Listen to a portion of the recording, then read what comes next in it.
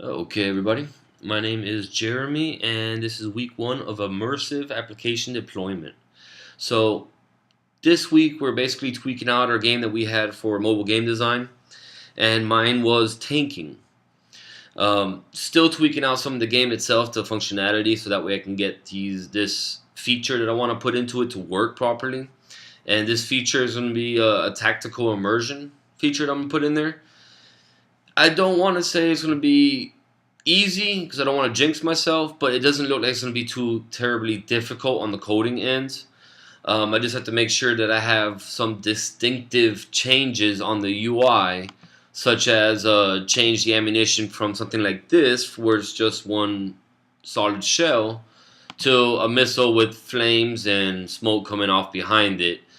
I have to make it also somewhat real. I can't shoot, just unicorns out of the tip of this thing. So I have to I'm still playing with the images to see which image I want on there to give the user a good feedback on there. So once it gets fired, and your weapons are upgraded, you can see clearly that you're shooting something different. I also want to put like something on the screen that will basically it's like some text that's saying the weapons have been upgraded, just to let the user know, and it'll appear on the screen for a good 10 seconds or so, depending on the game itself. And that way the user will not only see text appear on the screen, they'll notice that the ammunition has changed, and the ammunition will actually be better in one way or another.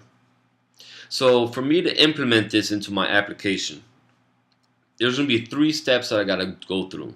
The first one is count the kills, and I want to make sure it's a kill streak. So if the health is damaged in any way during this kill count, it will reset back down to 0.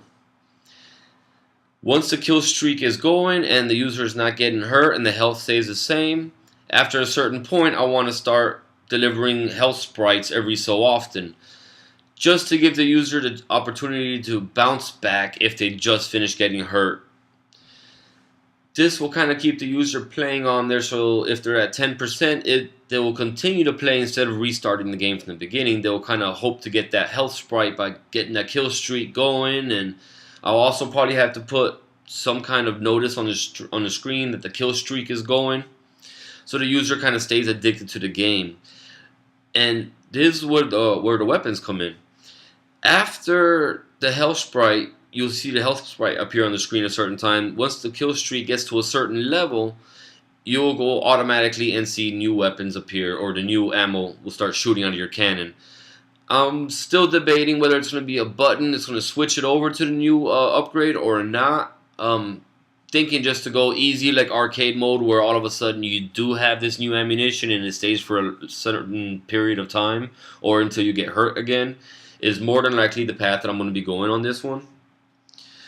So that right there would be the 3 steps that I have to do to implement the tactical immersion into my tanking game. For the user, it's going to look a little bit different. Like I mentioned, it's going to be the ammunition is going to be different. You're going to get text on the screen. So the user is going to notice that there's going to be a change on there, and on the back end is just going to switch up the ammunition, the textures, or anything like that. And that concludes my week 1 video for immersive application deployment. And I'll see you guys all next week.